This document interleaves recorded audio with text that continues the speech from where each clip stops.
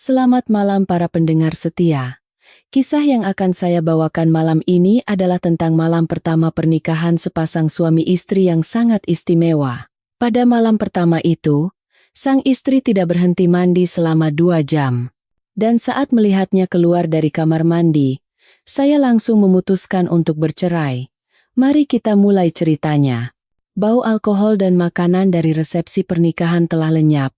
Dan di dalam rumah pengantin kami yang baru saja dihias, hanya ada aroma hiasan bunga sedap malam dan wangi diffuser yang lembut. Aroma itu sengaja diletakkan oleh ibu di kamar kami. Sambil duduk di tepi ranjang yang berspray merah marun, saya merasakan ketenangan yang aneh, menyadari bahwa hari yang begitu sibuk dan melelahkan akhirnya telah berakhir. Gaun pengantin Dewi yang putih bersih tergantung rapi di pintu lemari. Saya tersenyum tanpa sadar saat melihatnya. Akhirnya, kami menjadi satu keluarga. Sudah lebih dari 30 menit suara air terdengar dari kamar mandi. Awalnya, saya tidak terlalu memikirkannya. Saya pikir ia butuh waktu untuk membersihkan lelah seharian. Saya merapikan beberapa amplop angpau yang tersisa di meja makan, menumpuk kado dari teman-teman di satu sudut, lalu kembali duduk di ranjang dengan sabar menunggunya. Namun, waktu terus berjalan, jam di atas nakas bergerak lambat dan berat. Suara air masih terus mengalir tanpa henti, seperti sungai yang tak berujung. Mungkin dia gugup. Saya mencoba menenangkan diri. Cinta kami bukanlah sesuatu yang impulsif. Kami saling mengenal selama lebih dari 2 tahun. Waktu yang cukup untuk saling percaya dan memahami. Saya selalu bangga bahwa kami berdua menjaga kesucian kami untuk satu sama lain, menyimpannya untuk malam ini agar menjadi malam yang utuh dan bermakna. Mungkin karena sudah menunggu terlalu lama, Dewi justru merasa bingung sekarang. Ketika 1 jam berlalu, kesabaran saya mulai goyah. Saya bangkit dan mendekati pintu kamar mandi. "Dewi, kamu tidak apa-apa?" Saya mengetuk pintu kayu itu dengan lembut. Tetapi tidak ada jawaban. Hanya suara air yang terus mengalir. "Dewi, nanti masuk angin kalau mandi terlalu lama. Keluarlah sekarang." Saya berusaha membuat suara saya selembut mungkin. Namun yang ada hanyalah keheningan yang menakutkan. Dan firasat buruk mulai merayapi hati saya. Pikiran-pikiran tak menyenangkan mulai muncul. Saya menempelkan telinga ke pintu, mencoba mendengar suara lain. Di antara deru air, saya mendengar isak tangis yang sangat lirih dan sesekali, Dewi sedang menangis. "Dewi, tolong buka pintunya. Kalau ada masalah, kita harus bicarakan bersama sebagai suami istri. Jangan sendirian seperti itu." Saya mulai memohon. Keheningan berlanjut selama hampir 1 jam lagi. Semua emosi dalam diri saya campur aduk. Kekhawatiran berubah menjadi amarah. Dan harga diri saya sebagai laki-laki terluka karena merasa diabaikan pada malam terpenting dalam hidup saya. Apa salahku? Atau adakah rahasia yang sama sekali tidak kuketahui? Saya menjatuhkan diri ke kursi, menatap tajam pintu kamar mandi seolah itu adalah musuh bebuyutan. Tepat saat kesabaran saya nyaris habis, suara air tiba-tiba berhenti. Terdengar bunyi klik, pintu terbuka sedikit, dan Dewi keluar. Tubuhnya terbalut handuk mandi besar. Rambut panjangnya basah kuyup dan meneteskan air ke lantai. Wajahnya pucat pasi. Kedua matanya bengkak dan merah. Ia tidak berani menatap mata saya. Hanya menunduk sambil meremas piyama sutra di tangannya. "Ada apa?" Saya bangkit dan menghampirinya. Dewi mundur selangkah, seolah takut dengan sentuhan saya. Ia mengambil napas dalam-dalam. Lalu dengan bibir bergetar, ia mengucapkan kata-kata yang setajam pisau di keheningan kamar. "Maafkan aku, Mas. Aku tidak pantas untukmu. Aku sudah tidak suci lagi." Setiap katanya menghantam kepala saya seperti palu godam. Saya membeku di tempat, mencoba mencerna apa yang baru saja saya dengar. "Apa maksudmu?" Dewi mulai menangis terseduh-seduh. Air mata yang ditahannya selama 2 jam akhirnya tumpah. Ia jatuh terduduk di lantai. Tubuhnya gemetar hebat. "Aku pernah mengandung anak dari laki-laki lain. Seketika, dunia saya runtuh.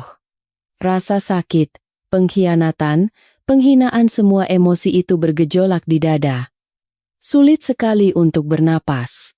Saya menatap wanita yang menangis di lantai itu. Wanita yang beberapa jam lalu dengan bahagia kusebut istri. Dalam keterkejutan dan amarah yang luar biasa, dua kata keluar dari mulut saya dengan dingin dan getir. Kata-kata yang kelak akan sangat saya sesali. Kita cerai. Ucapan itu menggantung di udara, dingin dan kejam. Dewi mengangkat kepalanya, matanya dipenuhi kengerian dan rasa sakit. Tangisnya berhenti seketika, hanya isakan tertahan yang keluar dari tenggorokannya. Saya tidak punya keberanian lagi untuk menatap matanya. Saya berbalik dan lari ke balkon, membanting pintu kaca seolah ingin melarikan diri dari kenyataan pahit yang baru saja terungkap. Angin malam yang dingin menerpa wajah, tapi tak mampu memadamkan api yang membara di hati. Saya bersandar di pagar balkon, memandangi jalanan yang mulai sepi di bawah sana. Betapa saya menantikan malam ini. Ratusan skenario bahagia telah saya bayangkan. Sebuah malam penyatuan yang penuh cinta dan keutuhan. Saya teringat masa-masa pacaran kami. Setiap kali emosi kami memuncak, saya selalu menahan diri dan berkata pada Dewi, "Aku ingin menyimpannya untukmu, untuk kita." Saat itu, Dewi menatapku dengan mata penuh syukur dan cinta, mengatakan ia sangat menghargai niat saya. Apakah semua itu hanya sandiwara? Harga diri saya sebagai seorang pria terasa diinjak-injak. Saya merasa seperti orang bodoh yang telah ditipu selama 2 tahun. Cinta dan luka saling mencabik di dalam hati. Satu sisi hati saya berteriak untuk mengakhiri semuanya, menghukum kebohongannya. Tapi sisi lain yang rapuh terasa sakit saat membayangkan Dewi hancur dan menangis di dalam kamar. Aku mencintainya. Itu adalah fakta. Senyumnya, kelembutannya, bahkan saat ia bermanja seperti anak kecil. Bagaimana mungkin orang seperti itu menyimpan rahasia yang begitu mengerikan? Saya berada di balkon sepanjang malam, merokok tanpa henti, kebiasaan yang sudah lama saya tinggalkan. Asap rokok yang mengepul di depan mata tampak kabur dan tak berbentuk, seperti masa depan kami saat ini. Saya mencoba menelusuri kembali setiap detail dari hubungan kami. Adakah pertanda yang kulewatkan? Pernahkah ia bertingkah aneh? Saya teringat beberapa kali Dewi tampak termenung sangat dalam. Pernah juga ia begitu terkejut saat saya memeluknya tiba-tiba dari belakang. Saat itu, saya hanya berpikir ia punya kepribadian yang sensitif dan banyak pikiran. Tak pernah kusangka di balik keheningannya tersimpan masa lalu yang penuh badai. Fajar perlahan menyingsing. Sinar mentari pagi yang samar menembus celah gedung-gedung pencakar langit Jakarta, mewarnai langit dengan semburat merah jambu. Kota mulai terbangun dengan kebisingannya yang khas. Saya mematikan rokok terakhir di asbak. Amarah saya telah sedikit mereda, menyisakan kesedihan yang pekat dan kelelahan yang luar biasa. Saya memutuskan, apapun hasilnya, saya harus menghadapinya. Saya mendorong pintu kaca perlahan dan masuk ke kamar. Aroma air mata masih samar-samar tercium. Dewi tertidur di lantai yang dingin, di kaki tempat tidur.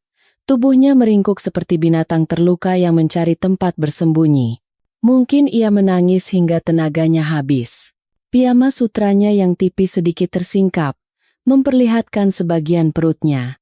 Di bawah cahaya fajar yang redup, saya melihatnya. Sebuah bekas luka berwarna putih dan memanjang, terlihat jelas di kulitnya yang mulus. Bekas luka itu seolah menjadi bukti nyata atas pengakuan Dewi.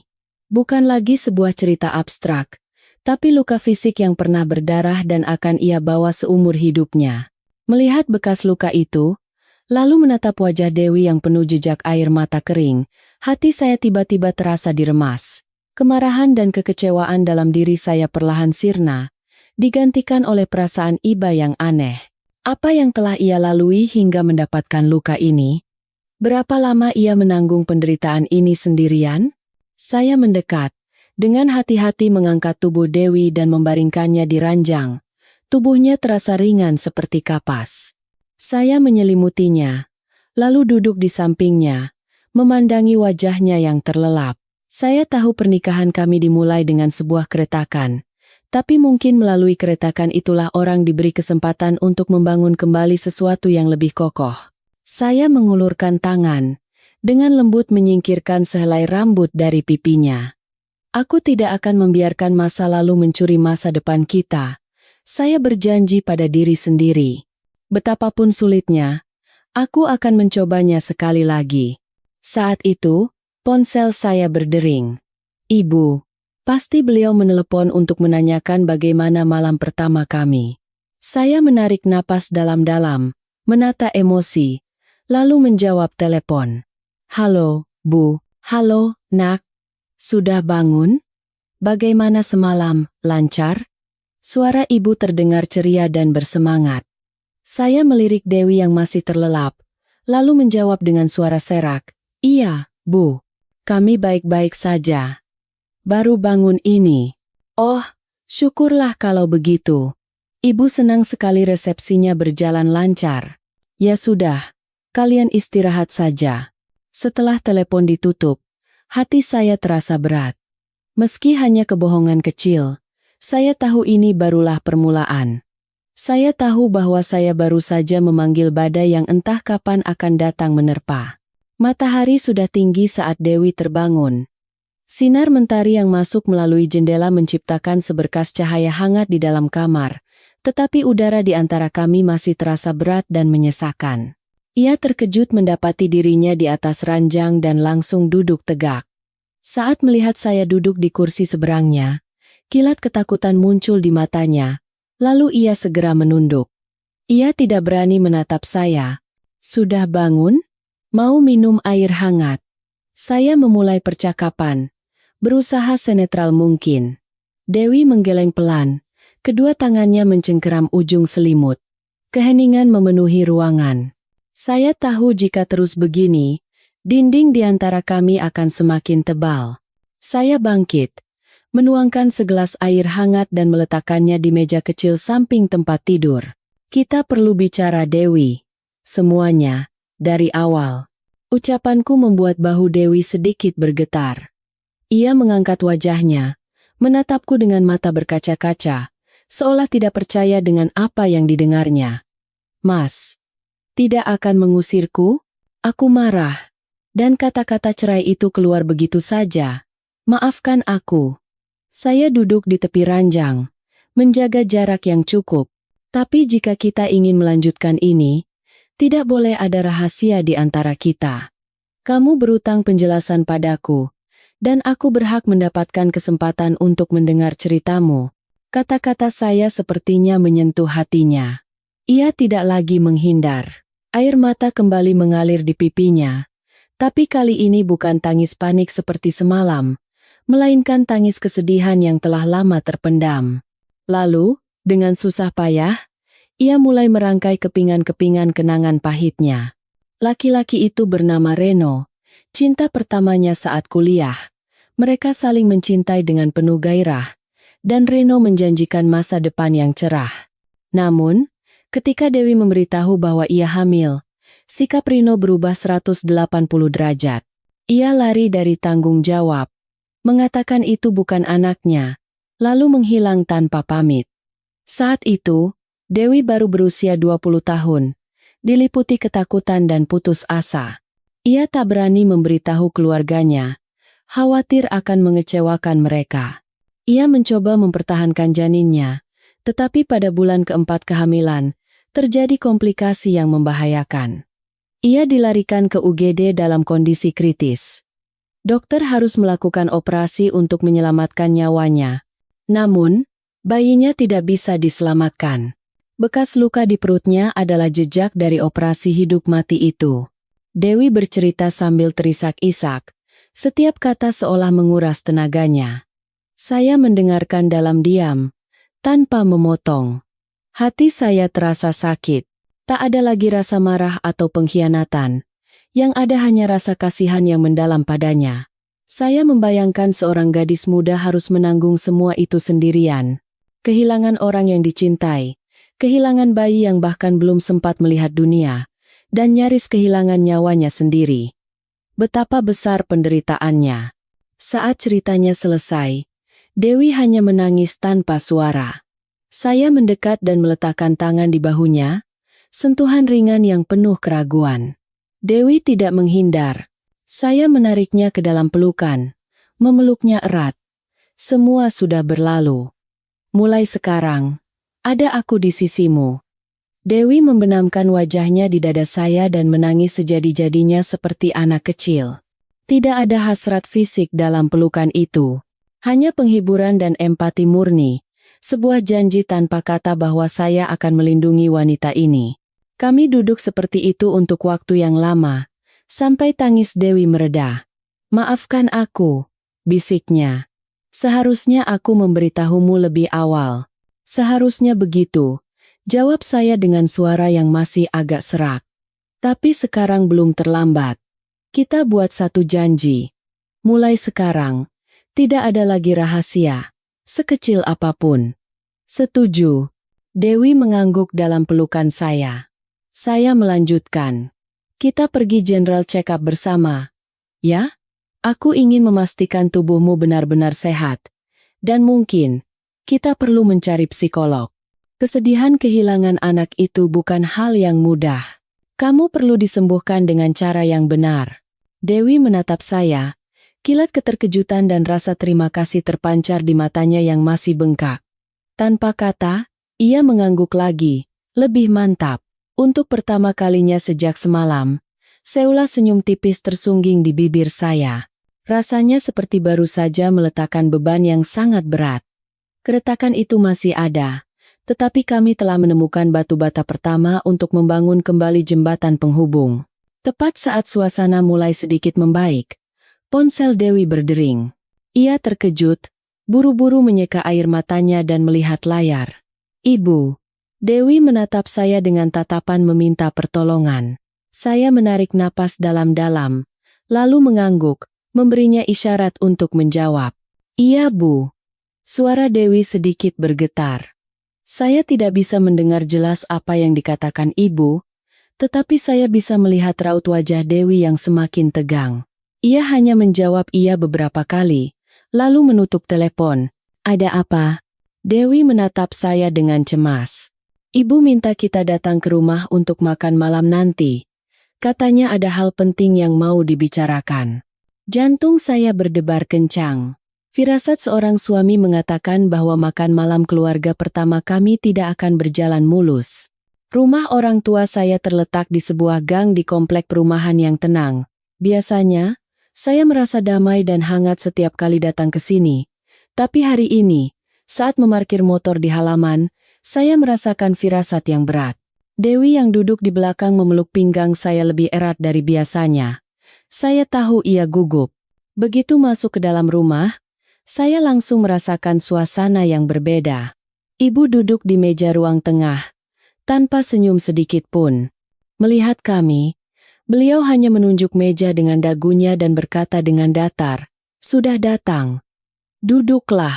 Adik perempuan saya, Maya, yang masih kuliah, juga duduk di sana.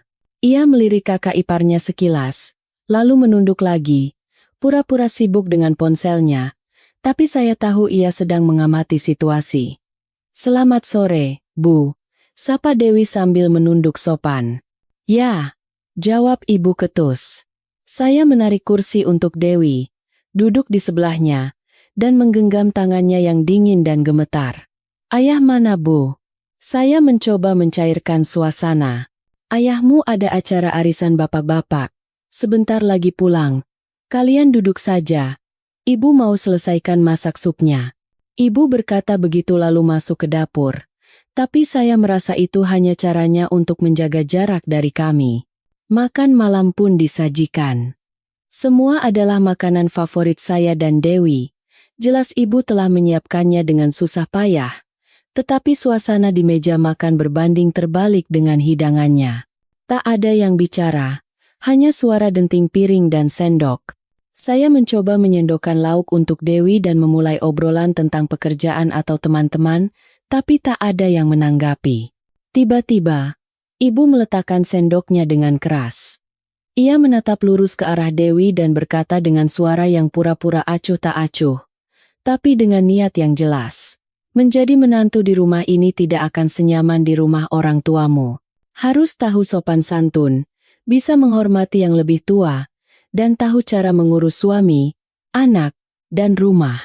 Bagi seorang wanita, tingkah laku itu yang paling penting. Jaga sikap agar tidak jadi omongan orang, dan jangan pernah membuat suami menunggu atau kecewa. Setiap kata ibu seperti jarum yang menusuk Dewi. Ia menunduk dalam-dalam ke mangkuk nasinya. Bahunya bergetar. Saya tahu ia sedang menahan diri.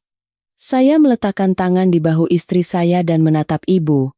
Bu, kami baru saja menikah. Kalau ada kekurangan, biar kami saling mengingatkan. Tolong jangan berkata terlalu keras. Keras? Suara ibu meninggi. Apa ibu salah bicara? Ibu punya hak untuk menasihati anak ibu sendiri. Atau karena sudah punya istri, kamu jadi lupa sama ibumu. Bukan begitu maksud Bima, Bu. Tapi tolong biarkan kami menyelesaikan urusan pribadi kami sendiri, jawab saya dengan tegas. Suasana di meja makan menjadi sangat tegang.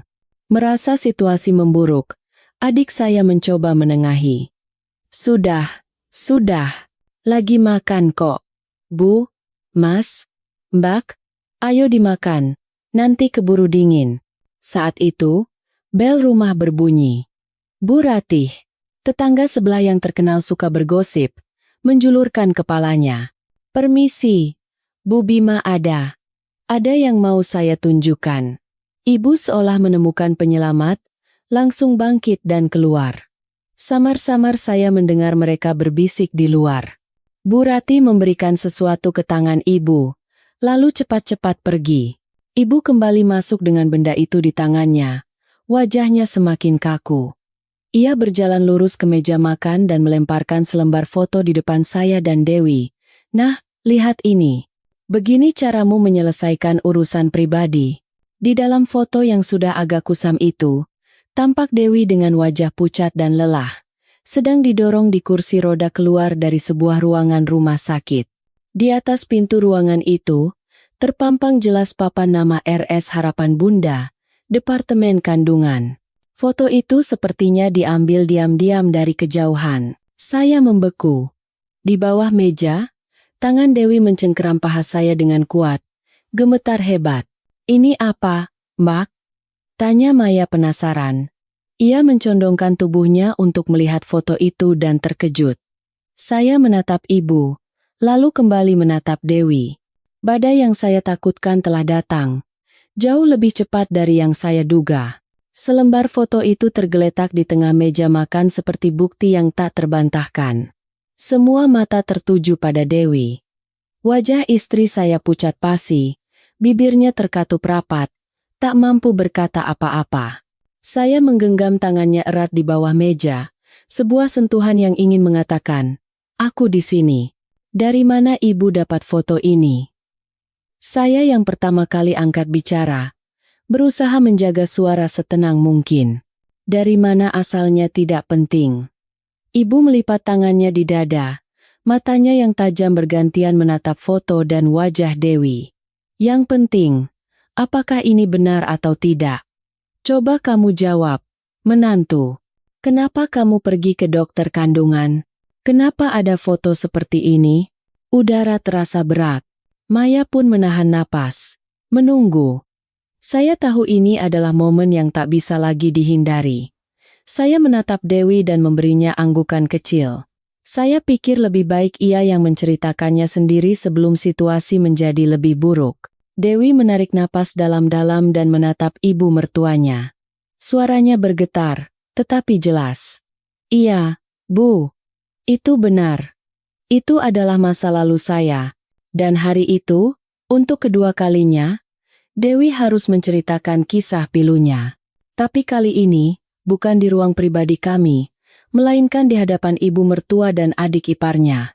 Di bawah tatapan yang menginterogasi, ia bercerita tentang cinta pertamanya yang naif, pengkhianatan, kehamilan yang tak diinginkan, dan operasi karena komplikasi 3 tahun lalu. Ia tidak menyembunyikan atau memperindahnya.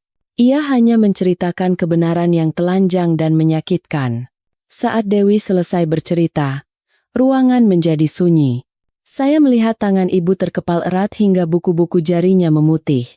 Ia tidak menatap Dewi, melainkan menatap saya dengan mata penuh kekecewaan dan amarah. "Kamu sudah tahu tentang ini?"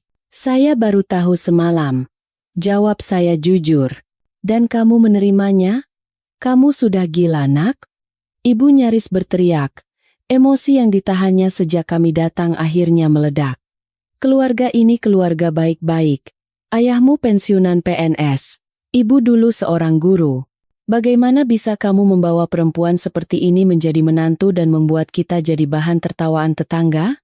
"Bu, itu masa lalu. Semua orang bisa berbuat salah. Yang penting adalah bagaimana Dewi hidup sekarang." "Masa lalu?"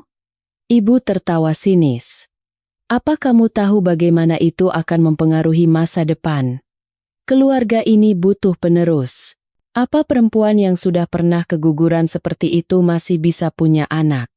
Atau kamu mau membuat garis keturunan keluarga ini putus?" Kata-kata ibu bagai tamparan di wajah kami. Kejam dan menyakitkan. Dewi membeku. Air mata menggenang di pelupuk matanya. Saya tidak tahan lagi dan bangkit berdiri. "Cukup, Bu. Tolong jangan berkata seperti itu. Masalah anak itu urusan Tuhan dan keputusan kami berdua. Yang paling penting bagi saya sekarang adalah kesehatan Dewi." Saya meraih tangan Dewi dan membantunya berdiri.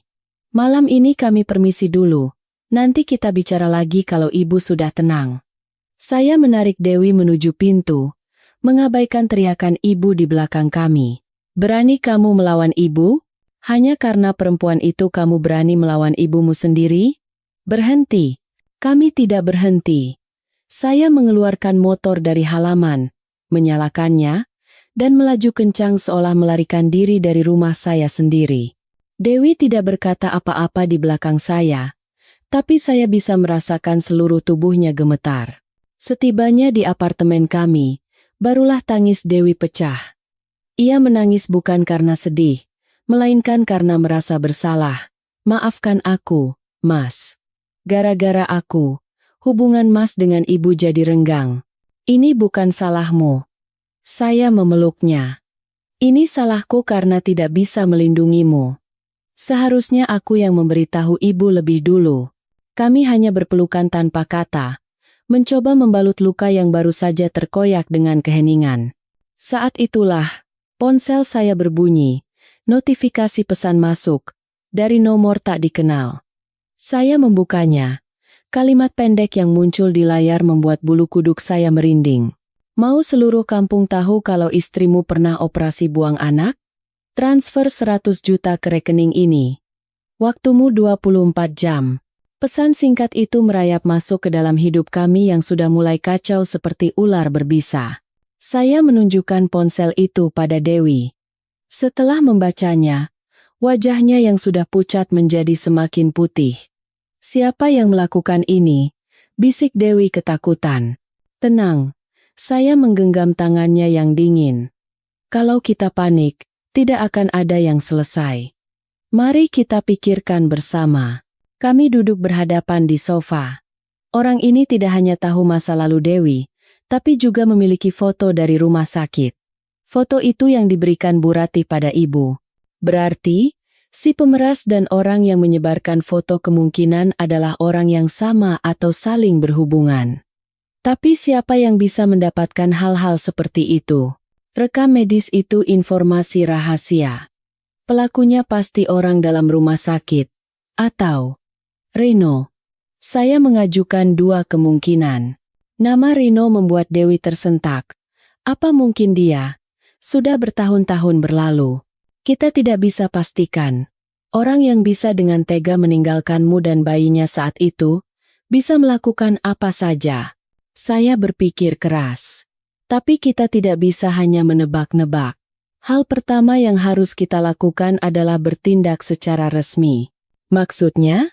Besok pagi, aku akan menemanimu ke rumah sakit. Kita akan minta pihak rumah sakit untuk menginvestigasi prosedur keamanan mereka dan memberikan penjelasan kenapa foto dan informasi pasien bisa bocor keluar. Ini hakmu dan tanggung jawab mereka. Setelah itu, kita langsung ke kantor polisi untuk melaporkan pemerasan ini, kata saya tegas. Kita tidak bisa membiarkan bajingan ini mengendalikan kita. Semakin kita takut, mereka akan semakin menjadi-jadi. Dewi menatap saya, tatapannya sedikit lebih tenang, tetapi ketakutan masih belum hilang. Tiba-tiba, ia memegangi perutnya dan meringis kesakitan.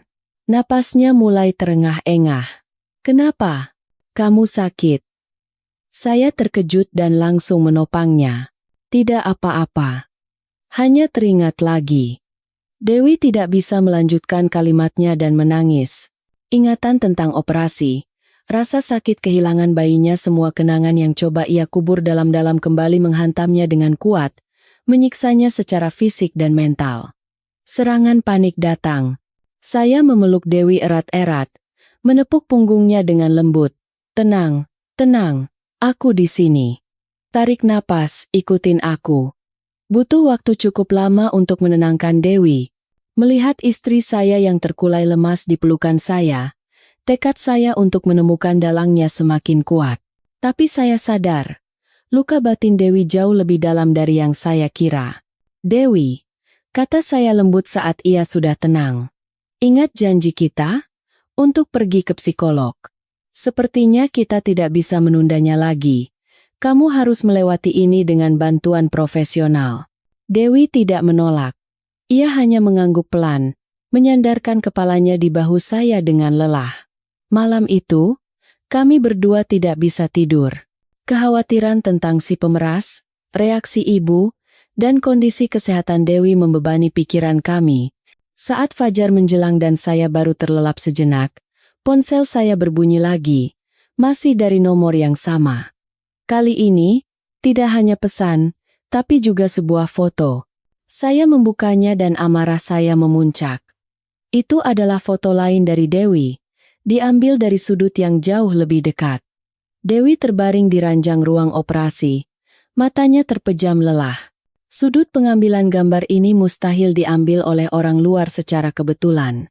Ini hanya bisa diambil oleh seseorang yang ada di dalam ruangan itu, seorang staf internal. Bersama foto itu, datang pesan baru.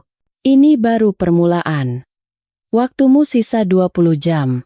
Beberapa hari berikutnya terasa sangat berat. Kami pergi ke rumah sakit dan bertemu dengan direktur. Mereka bersikap kooperatif, berjanji akan melakukan audit internal dan memberikan jawaban secepatnya. Kami juga sudah membuat laporan di kantor polisi. Polisi menerima laporan kami dan memulai penyelidikan awal. Namun, bayang-bayang si pemeras masih menghantui kami. Setiap kali telepon berdering, kami berdua terlonjak kaget. Ibu tidak menelepon lagi. Saya tahu beliau marah, tetapi keheningan ini lebih menakutkan daripada omelan apapun. Saya mencoba fokus pada pekerjaan untuk sejenak melupakan masalah, tapi tidak mudah. Siang itu, manajer saya memanggil ke ruangannya. Bima, perusahaan kita akan memulai proyek penting dengan partner eksternal. Mereka mengirim manajer proyek baru untuk bekerja langsung dengan tim kamu. Katanya orangnya sangat kompeten. Saya harap kedua pihak bisa bekerja sama dengan baik. Baik, Pak. Sebentar lagi dia akan datang untuk berkenalan. Tolong sambut ya. Sekitar 30 menit kemudian, seseorang mengetuk pintu ruangan saya. Tanpa mengangkat kepala, saya terus memeriksa laporan dan berkata, "Masuk, selamat siang. Saya Reno, manajer proyek dari perusahaan partner. Senang bisa bekerja sama dengan Anda." Nama itu, dan suara yang familiar itu, membuat saya berhenti bergerak. Perlahan saya mengangkat kepala. Pria yang berdiri di depan saya seumuran, mengenakan setelan mahal dan tampak mapan. Senyum yang terpasang di bibirnya terlalu percaya diri, nyaris arogan. Saya pernah melihat wajah ini di foto-foto lama Dewi saat kuliah. Itu dia, Reno, pria yang telah meninggalkan Dewi. Seluruh emosi dalam diri saya bergejolak. Ingin rasanya saya langsung melompat dan menghajarnya, tetapi akal sehat menahan saya. Ini kantor, dan dia sekarang adalah partner kerja. Saya menarik napas dalam-dalam, berdiri, dan mengulurkan tangan secara profesional. Selamat siang. Saya Bima. Senang bekerja sama dengan Anda. Jabat tangan kami hanya berlangsung beberapa detik, tapi saya bisa merasakan tatapannya yang menilai. Dia jelas tahu bahwa saya adalah suami Dewi. Sore itu, saat bersiap pulang, Dewi menelepon. Suaranya terdengar ketakutan. "Mas, Reno barusan meneleponku." "Apa katanya?" tanya saya dengan geram. "Dia bilang ingin bertemu untuk bicara baik-baik, biar tidak ada ganjalan di antara kita. Dia tidak mau masa lalu kami mengganggu pekerjaannya denganmu." "Bajingan," saya menggeram. "Lalu kamu jawab apa?" Aku jawab seperti yang Mas ajarkan. Suara Dewi terdengar sedikit lebih tegas. "Aku bilang hubungan kami sudah lama berakhir. Kalau memang ada yang mau dibicarakan, aku hanya mau bicara di depan suamiku." Saya menghela napas lega. "Bagus. Bagus sekali. Tapi, Mas..." Dewi ragu-ragu. Dia tertawa sinis, lalu mengatakan sesuatu yang membuatku khawatir. Apa yang dia katakan? Dia bilang, "Oh, bagus sekali. Kalau begitu, kita bertemu dengannya juga." Ah, sekalian saja. Akan lebih sempurna kalau besok ibunya juga diajak serta. Keesokan siangnya, pertemuan diatur di sebuah kafe yang memiliki ruang privat. Saya harus menggunakan segala cara, bujukan dan sedikit paksaan, untuk membawa ibu ke pertemuan ini.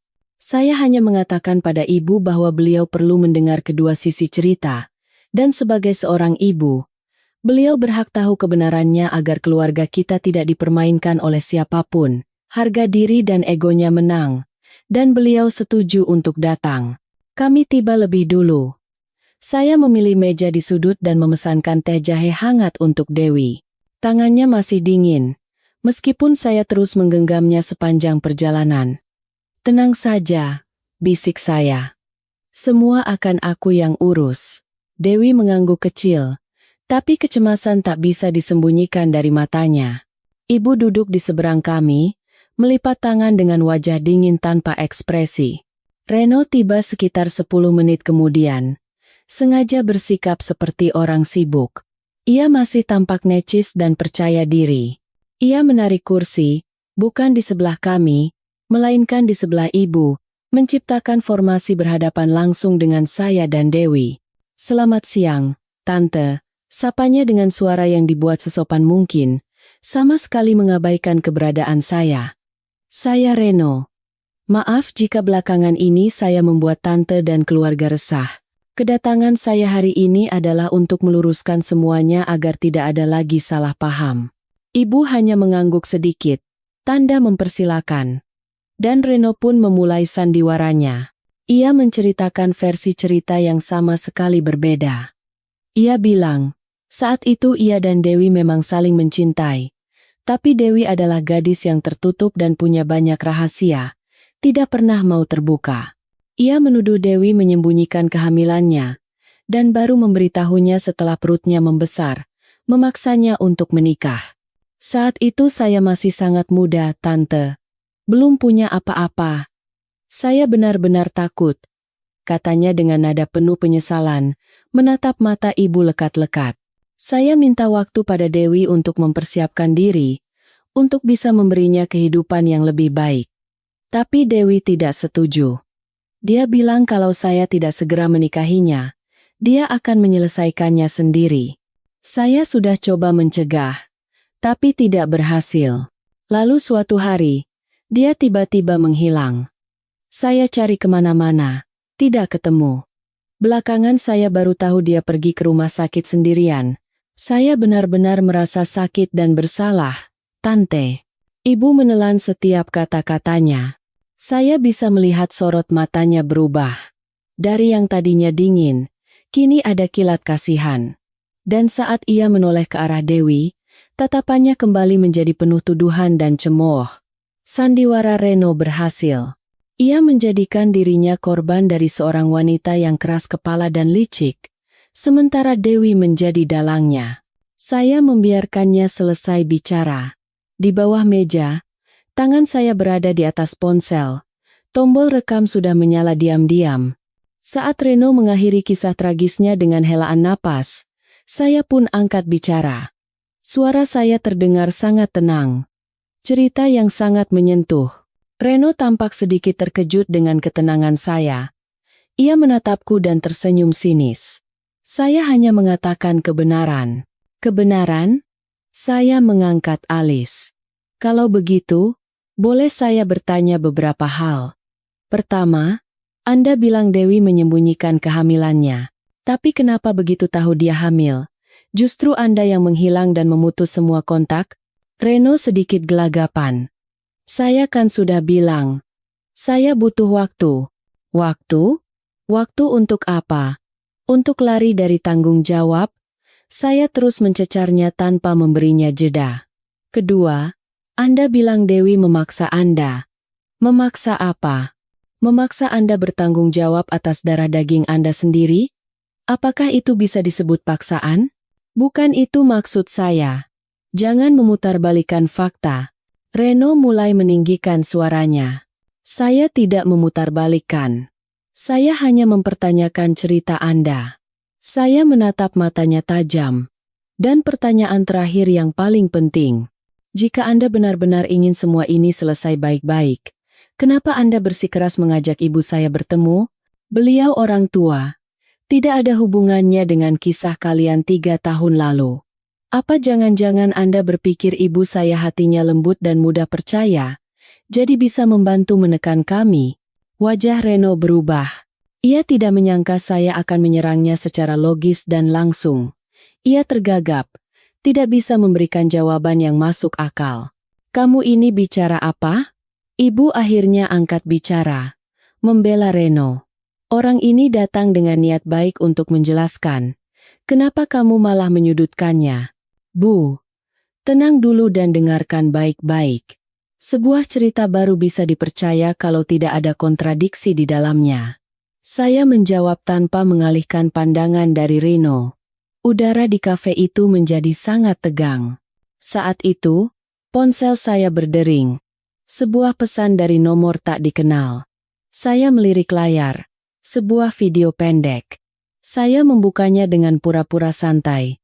Video itu tampak direkam diam-diam. Gambarnya sedikit goyang. Menampilkan seorang pria yang duduk membelakangi kamera. Tapi suaranya sangat jelas. Itu suara Reno.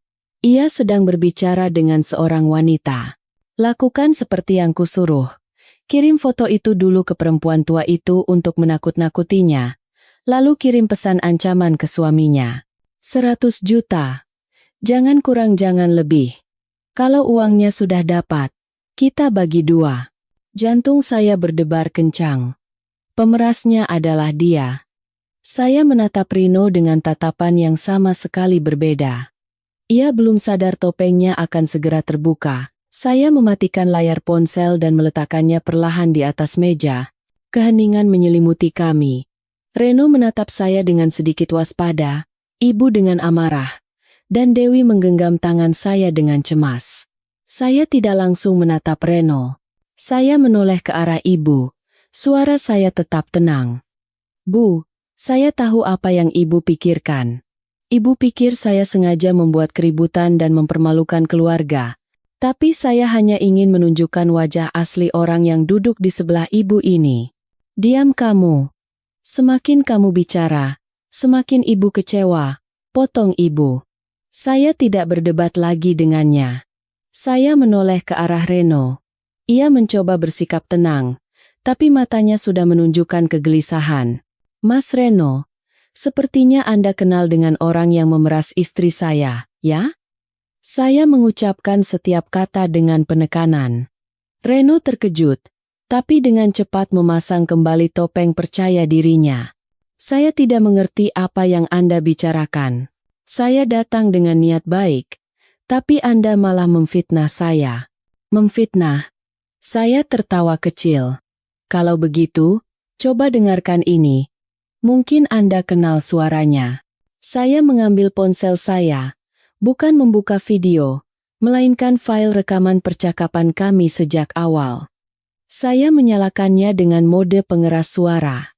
Suara Reno sendiri menggema di ruangan itu. Semua cerita karangannya, nada suaranya yang dibuat memelas, kata-katanya yang menyalahkan Dewi, semua terdengar jelas. Wajah Reno memucat. Ia tak menyangka saya merekamnya. Ibu juga membeku. Mendengar kembali seluruh cerita tanpa disela emosi, beliau mulai menyadari kejanggalan-kejanggalan dalam cerita Reno, kontradiksi yang tadi saya tunjukkan. Ini jebakan. Reno tergagap sambil menunjuk saya. Bukan jebakan, hanya merekam fakta, jawab saya. Sama seperti pemeras itu merekam foto istri saya. Aku tidak ada hubungannya dengan itu. Teriaknya, mulai kehilangan ketenangan. Oh ya? Saya mengangkat alis. Kalau begitu, Anda juga tidak ada hubungannya dengan video ini, kan? Saya memutar layar ponsel ke arahnya dan ibu, lalu menekan tombol putar. Video yang direkam diam-diam itu muncul. Gambarnya sedikit goyang dan hanya punggung Reno yang terlihat, tapi suara dan pakaian yang dikenakannya sama persis. Suaranya yang dengan lancar membahas rencana pemerasan menggema. Lalu kamera sedikit bergeser, memperlihatkan wajah wanita yang duduk di seberangnya. Seorang perawat berseragam RS Harapan Bunda. Wajah yang familiar, yang sempat saya lihat saat bertemu direktur rumah sakit. Semuanya menjadi sangat jelas. Ibu ternganga. Ia bergantian menatap layar ponsel dan Reno. Matanya dipenuhi kengerian dan ketidakpercayaan. Ia telah ditipu mentah-mentah. Dewi juga melihat video itu. Seluruh tubuhnya gemetar karena marah. Tangannya mencengkeram tangan saya erat. Ada yang mau Anda katakan sekarang? Saya mematikan video dan menatap Reno tajam. Topengnya telah hancur total. Tak ada lagi sosok mapan dan percaya diri. Yang tersisa hanya ketakutan dan amarah. Ia bangkit. Hendak pergi. Tunggu, kata saya dingin. File rekaman dan video ini, salinannya sudah saya kirim ke polisi dan direktur rumah sakit. Anda tidak bisa pergi kemana-mana. Reno membeku di tempat. Wajahnya sepucat mayat. Ia tahu ia telah kalah. Saya menarik Dewi untuk berdiri. Saya pikir semuanya sudah selesai. Ibu akan mengerti dan meminta maaf pada Dewi. Tapi saya salah. Ibu masih duduk terpaku di kursinya. Wajahnya tanpa ekspresi. Ia tidak melihat Reno. Tidak juga melihat kami. Ia hanya menatap kosong ke depan dan mengucapkan kalimat yang lebih tajam dari pisau manapun. Bagaimanapun juga, tubuhmu sudah tidak utuh lagi. Kata-kata itu tidak ditujukan pada Reno. Kata-kata itu ditujukan pada Dewi, pada lukanya yang paling dalam. Itu menunjukkan bahwa sejahat apapun Reno, di mata ibu, kesalahan masa lalu Dewi tetaplah duri yang tak bisa dicabut. Kebenaran telah terungkap, tetapi prasangka tetap ada. Kami meninggalkan kafe dalam keheningan yang berat. Kata-kata terakhir ibu menusuk hati saya begitu dalam, lebih sakit dari sebuah tamparan. Saya melirik Dewi. Ia mencoba tegar, tapi saya tahu ia hancur di dalam. Sepanjang perjalanan pulang, ia hanya diam bersandar di bahu saya. Begitu pintu apartemen tertutup, Dewi tak sanggup lagi bertahan. Ia pingsan. Tubuhnya lemas seketika. Dewi, kenapa? Saya panik dan langsung menopangnya. Dewi tidak menjawab. Ia kehilangan kesadaran di pelukan saya. Wajahnya pucat. Napasnya lemah. Tanpa ragu, saya menggendongnya, berlari keluar dan menyetop taksi menuju rumah sakit terdekat. Di ruang gawat darurat, saya mondar-mandir seperti binatang yang terperangkap. Waktu berjalan sangat lambat. Akhirnya, seorang dokter keluar. Keluarga pasien. Saya suaminya, Dok. Bagaimana keadaan istri saya? Dokter menatap saya dengan sorot iba. Masa kritisnya sudah lewat, tapi kondisinya tidak begitu baik. Pasien mengalami kelemahan fisik yang parah akibat stres psikologis berkepanjangan.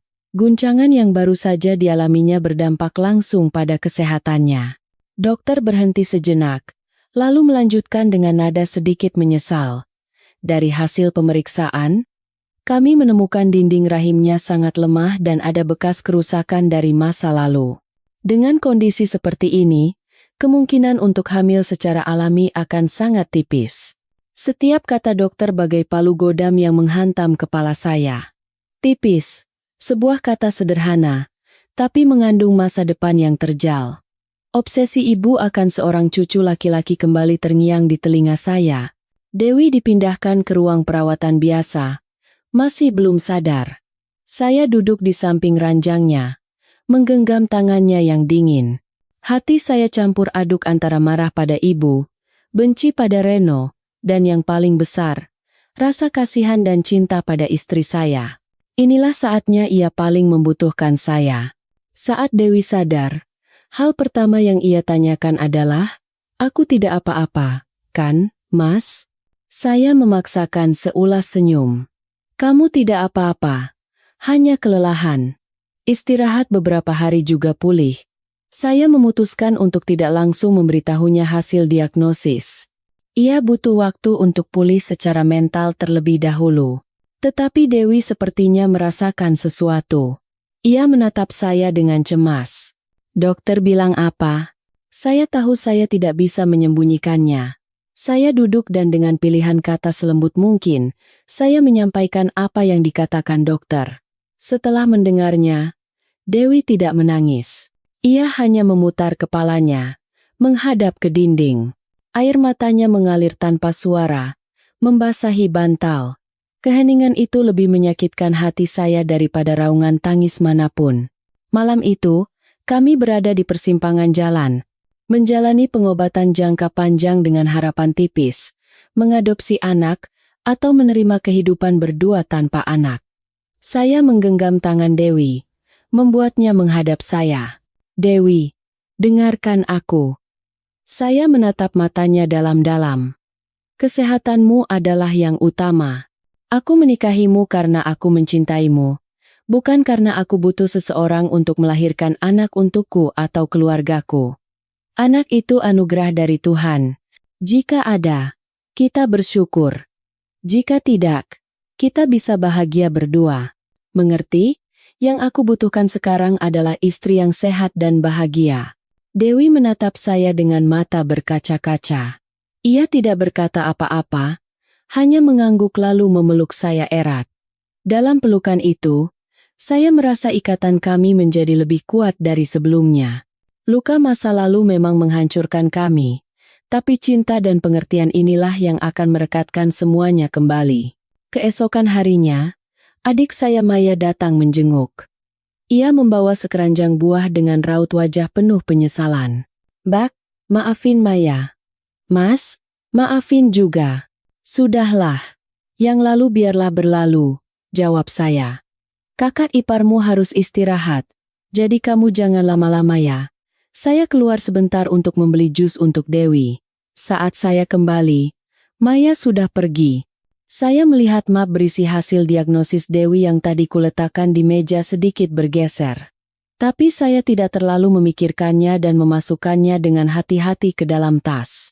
Saya tak pernah menyangka, rasa ingin tahu dan kecerobohan adik saya akan membawa badai yang lebih besar ke dalam hidup kami yang sudah penuh prahara badai hujatan dari masyarakat.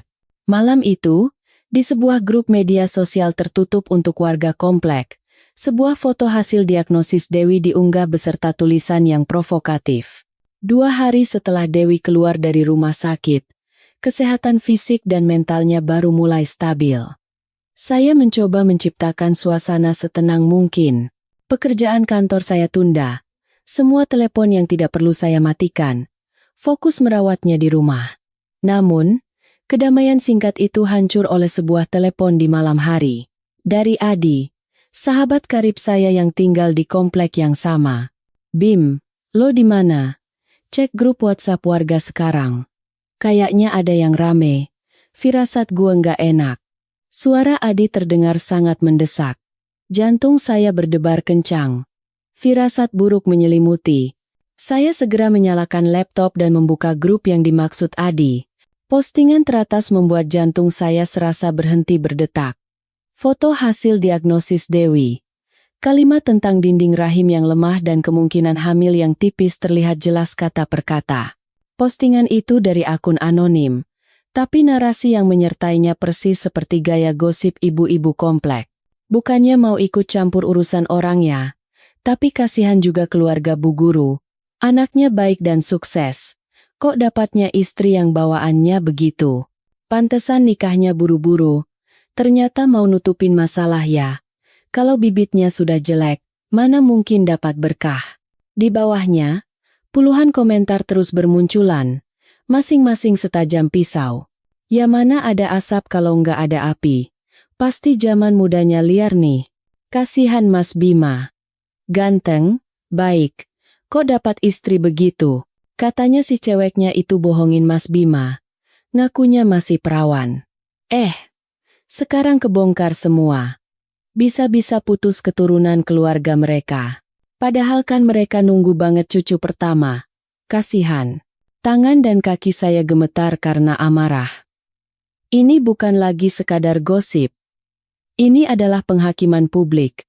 Penghinaan keji terhadap wanita yang saya cintai, yang kondisinya sedang sangat rapuh. Saya buru-buru mematikan laptop, tapi sudah terlambat.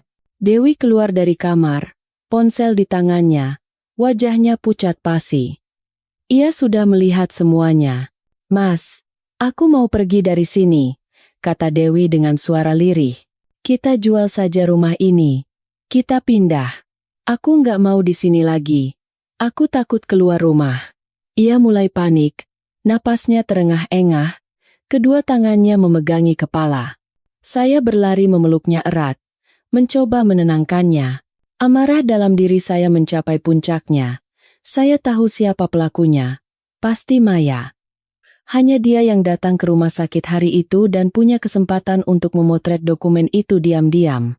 Setelah memberikan Dewi obat penenang dan menidurkannya, saya melesat ke rumah orang tua. Saya tidak menelepon dulu. Saya masuk begitu saja. Ibu dan Maya yang sedang menonton TV terkejut melihat saya. Kamu ini kenapa? Sudah gila? Teriak ibu. Saya tidak melihat ibu. Saya berjalan lurus ke hadapan Maya dan bertanya dengan tatapan membara. Postingan di grup warga itu. Perbuatanmu, kan? Maya terkejut. Wajahnya pucat dan ia tergagap. Aku nggak tahu Mas ngomong apa. Jangan pura-pura. Saya membentak, menyodorkan ponsel ke depan wajahnya. Hanya kamu yang datang ke rumah sakit hari itu. Hanya kamu yang punya kesempatan memotret ini. Kenapa kamu lakukan itu? Aku cuma mau ibu-ibu itu berhenti nyalahin ibu. Aku cuma mau kasih tahu kalau Mbak Dewi memang gak bisa punya anak. Jawab Maya terbata-bata ketakutan. Hanya karena kamu tidak mau ibu disalahkan. Kamu korbankan privasi dan rasa sakit kakak iparmu untuk jadi bulan-bulanan semua orang? Kamu sadar apa yang sudah kamu lakukan? Kamu baru saja mendorong kakak iparmu ke tepi jurang. Kamu ini manusia bukan? Saya berteriak. Tak bisa lagi menahan diri. Maya menangis ketakutan. Barulah ibu menyadari situasinya. Beliau hendak mengatakan sesuatu untuk membela putrinya. Ibu jangan bicara apa-apa. Saya menoleh pada ibu dengan suara penuh kekecewaan. Apa ini juga suruhan ibu? Apa ibu begitu membenci Dewi sampai ingin mengusirnya dengan cara licik seperti ini? Ibu tidak pernah menyuruhnya. Ibu membeku mendengar tuduhan saya. Saya tidak mau mendengar alasan apapun lagi. Saya mengeluarkan ponsel dan langsung menelepon Adi, teman saya yang pengacara. Saya menyalakan mode pengeras suara. Halo Di. Bima nih. Gue minta tolong. Istri gue baru saja jadi korban pelanggaran privasi dan pencemaran nama baik di media sosial. Pelakunya adik gue sendiri. Tolong buatkan surat somasi. Kirim langsung ke admin grup dan adik gue. Jelaskan pasal-pasal di UU ITE dan KUHP. Kalau dalam 1 jam postingannya tidak dihapus dan tidak ada permintaan maaf publik, kita langsung proses ke jalur hukum. Setelah telepon ditutup, ruangan menjadi senyap. Maya berhenti menangis, menatap saya seolah melihat orang asing. Ibu terpaku di tempatnya. Beliau tidak pernah menyangka saya akan membawa masalah ini sejauh ini, bahkan menggunakan hukum melawan adik saya sendiri. Tidak sampai 30 menit, postingan jahat itu hilang, digantikan oleh permintaan maaf singkat dari akun Maya yang mengakui kesalahannya. Tapi saya tahu, luka yang ditimbulkan pada Dewi tidak akan pernah bisa terhapus. Saya berbalik, hendak meninggalkan rumah. Saat itulah ibu berkata dengan suara dingin dan menusuk, "Kamu memilih perempuan itu, dan membuang keluargamu. Demi dia, kamu mencoreng muka orang tua dan adikmu sendiri." Ia tidak menatap saya. Ia masuk ke kamarnya dalam diam. Sesaat kemudian, ia keluar sambil menyeret koper kecil, mulai memasukkan pakaiannya. "Ibu mau kemana?" tanya saya. Meski hati saya sudah menduganya, ibu tidak bisa tinggal di rumah ini lagi. Ibu tidak bisa menerima menantu pembawa sial dan anak durhaka. Ia berkata tanpa emosi. "Mulai sekarang, hiduplah dengan perempuan itu." Lalu ia menyeret kopernya, keluar dari pintu, meninggalkan saya dan Maya yang termangu di ruang tengah. Ia pergi, seolah itu adalah deklarasi terakhir atas ketidaksetujuannya. Ibu menginap sementara di rumah nenek dari pihak ibu. Ayah, setelah tahu kejadiannya, menelepon dan memarahi saya, tapi tidak sekeras ibu. Beliau hanya menghela napas, mengatakan watak ibu memang keras, dan berjanji akan mencoba membujuknya setelah amarahnya reda. Rumah orang tua saya mendadak terasa kosong dan dingin.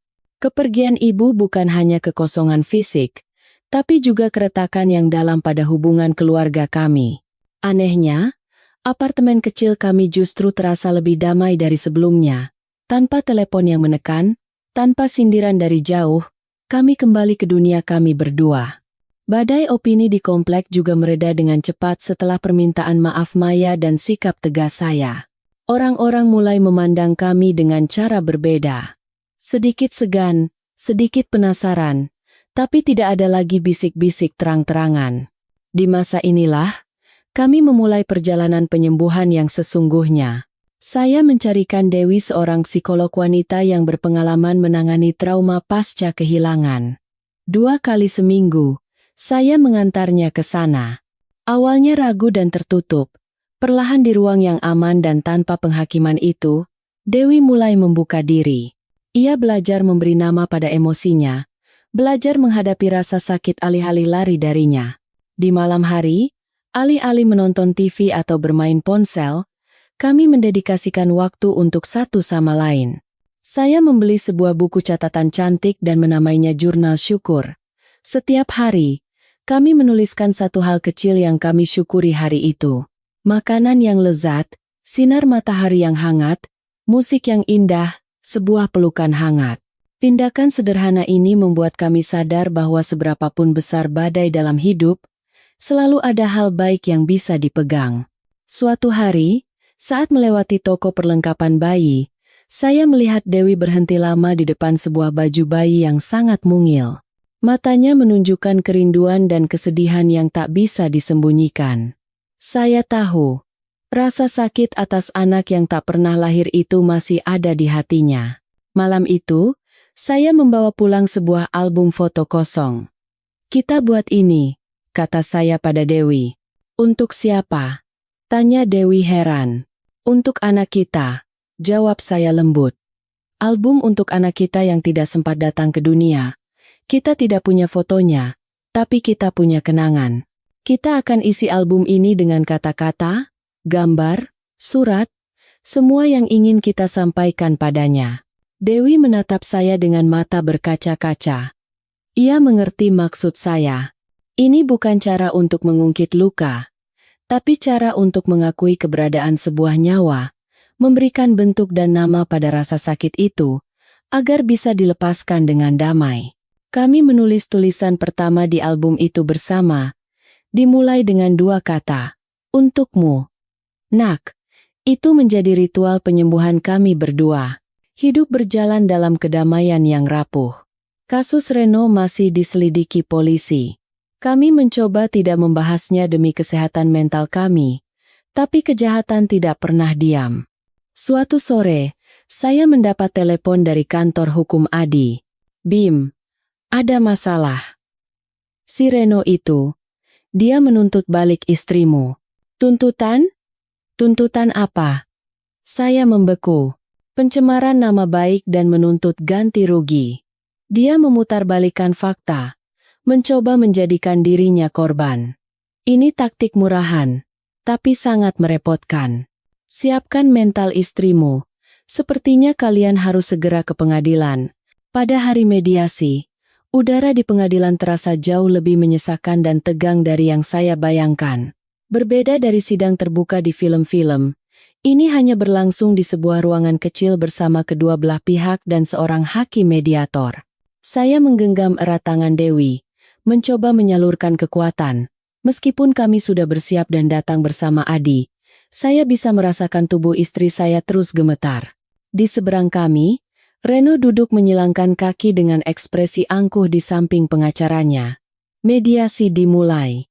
Hakim Parubaya yang tampak tegas mempersilakan pihak penggugat untuk bicara lebih dulu. Pengacara Reno berdiri dan dengan panjang lebar menjelaskan bagaimana kliennya, seorang pengusaha muda yang sukses, telah dirusak nama baik, kredibilitas, dan bahkan kontrak bisnisnya oleh fitnah tak berdasar dari Dewi. Ia menuntut Dewi untuk meminta maaf secara terbuka di 3 surat kabar besar dan membayar ganti rugi kerugian moral yang tidak sedikit. Cerita tentang pemerasan dan pembocoran data pribadi oleh Reno sama sekali diabaikan, seolah tidak pernah ada. Saat giliran kami, Adi berdiri dengan tenang. Ia tidak membantah ucapan lawan, melainkan langsung ke pokok permasalahan. Yang mulia, semua yang baru saja disampaikan pihak penggugat adalah rekayasa untuk memutarbalikkan fakta. Klien saya, Ibu Dewi, adalah korban yang sesungguhnya. Kami memiliki bukti yang cukup untuk menunjukkan bahwa Bapak Reno telah menyewa seseorang untuk membocorkan data pribadi dan foto privat, serta melakukan pemerasan terhadap klien saya. Adi kemudian menyerahkan sebuah USB berisi rekaman video dan audio konfrontasi di kafe kepada hakim. Saat hakim memeriksanya dengan saksama, wajah Reno mulai sedikit berubah. Pengacaranya langsung menyanggah, mengatakan bukti itu kami peroleh secara ilegal dan mungkin sudah diedit. Saat itulah Adi mengeluarkan kartu trufnya. Yang mulia, untuk menghindari perdebatan yang tidak perlu tentang keabsahan bukti, kami telah bekerja sama dengan pihak RS Harapan Bunda. Demi nama baik mereka, pihak rumah sakit sangat kooperatif dalam penyelidikan. Mereka telah menyediakan rekaman CCTV lengkap yang menunjukkan Bapak Reno bertemu beberapa kali dengan oknum perawat tersebut dan menyerahkan uang. Yang lebih penting, kami juga telah mengamankan bukti transfer dari rekening Bapak Reno ke rekening perawat ini dari pihak bank. Waktu transfernya cocok sekali dengan saat klien saya diperas. Adi meletakkan setumpuk dokumen tebal di atas meja hakim. Semuanya sangat jelas. Serangan telak Adi ini membuat Reno dan pengacaranya tak sempat bereaksi. Kepercayaan diri di wajah Reno lenyap total, digantikan oleh kepanikan yang tak bisa disembunyikan. Ia berbisik pada pengacaranya. Setelah berdiskusi sejenak, pengacara Reno mengubah taktiknya dan berkata dengan nada lebih lunak, "Yang mulia, setelah kami kaji ulang, sepertinya ada sedikit kesalahpahaman di pihak klien kami. Demi penyelesaian damai dan untuk tidak membuang waktu pengadilan, kami setuju untuk mencabut gugatan ini, dengan syarat pihak tergugat juga tidak mempermasalahkan hal ini lebih lanjut." Tidak mempermasalahkan? Adi tertawa sinis. Anda ingin kami melupakan begitu saja tindakan pemerasan dan pencemaran nama baik yang dilakukan Bapak Reno? Di tengah perdebatan, ponsel Adi berdering. Ia meminta izin untuk keluar sebentar menjawab telepon. Dewi dan saya saling berpandangan. Secercah harapan baru saja muncul. Keadilan sepertinya berpihak pada kami. Namun, saat Adi kembali, wajahnya sangat tegang. Ia berbisik di telinga saya.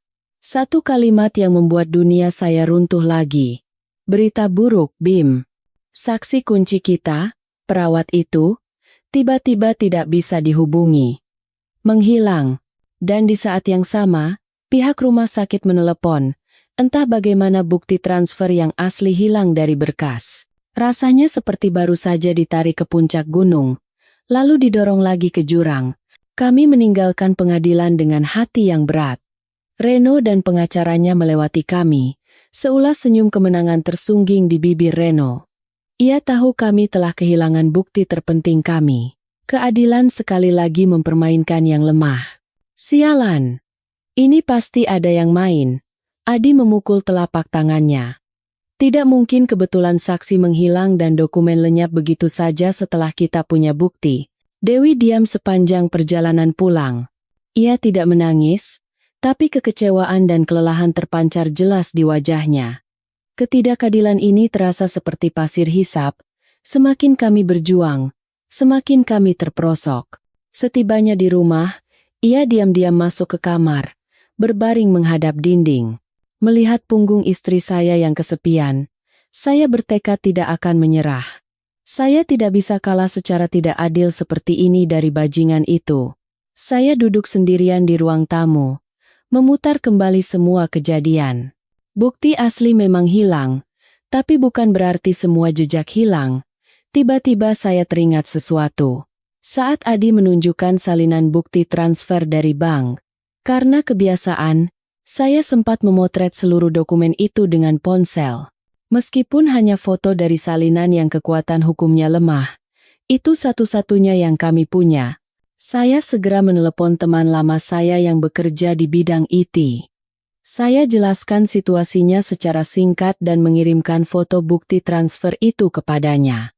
Tolong lihat, apa ada cara untuk merestorasi atau membuktikan keasliannya? Gue tahu ini sulit, tapi ini satu-satunya harapan. Coba gue lihat, jawab teman saya. Kalau foto memang sulit jadi bukti langsung, tapi kalau beruntung, gue bisa ekstrak metadata dari file fotonya untuk membuktikan kapan dan di mana lo memotretnya. Setidaknya itu bisa menunjukkan lo sudah memegang dokumen itu sebelum dokumennya hilang. Sambil menunggu, saya dan Adi kembali menemui detektif yang menangani kasus pemerasan. Kami memberinya foto bukti transfer dan informasi tentang hilangnya saksi kunci. Meskipun bukan bukti pamungkas, ini menjadi petunjuk penting bagi polisi untuk menekan pihak bank dan rumah sakit, meminta pertanggungjawaban atas hilangnya dokumen. Pertarungan hukum kini memasuki babak baru yang lebih senyap dan menegangkan. Pertarungan untuk membalikkan keadaan. Beberapa hari kemudian, saat saya sedang memasak bubur untuk Dewi di rumah, bel pintu tiba-tiba berbunyi. Saya membuka pintu dan membeku. Ibu. Sudah hampir 2 minggu sejak beliau pergi membawa koper. Ini pertama kalinya beliau kembali. Ibu tampak lebih kurus dan lelah. Di tangannya, ada sebuah rantang berisi bubur ayam yang masih mengepul. Ibu tampak ragu, tidak tahu harus berkata apa. Ibu dengar Dewi sakit, gumamnya sambil menghindari tatapan saya. Ibu bawakan bubur. Ya sudah. Ibu pergi dulu. Ia menyodorkan rantang itu ke tangan saya dan hendak berbalik pergi. Saat itu, Dewi keluar dari kamar. Ia sedikit terkejut melihat ibu mertuanya, tapi tetap menunduk sopan. Ibu, sudah datang? Ibu berhenti di tempatnya. Ia menatap Dewi lekat-lekat. Ia melihat wajah menantunya yang pucat, tubuhnya yang kurus, dan matanya yang cekung karena kurang tidur. Ia melihat seorang wanita yang menanggung begitu banyak ketidakadilan, dari dulu hingga sekarang. Mungkin untuk pertama kalinya, ibu melihat Dewi bukan sebagai mesin penghasil anak, melainkan sebagai seorang manusia, seorang wanita yang lelah dihantam ketidakadilan. Hatinya yang sekeras baja sepertinya luluh. Tanpa kata, ia masuk ke dalam rumah, meletakkan rantang bubur di meja makan. Ia duduk di sofa, memandangi ruangan yang kosong, lalu menatap kami berdua. Akhirnya, ia menghela napas sangat pelan. Helaan napas yang mengandung begitu banyak konflik dan penyesalan. Andai saja, aku bisa memperbaiki kesalahanku.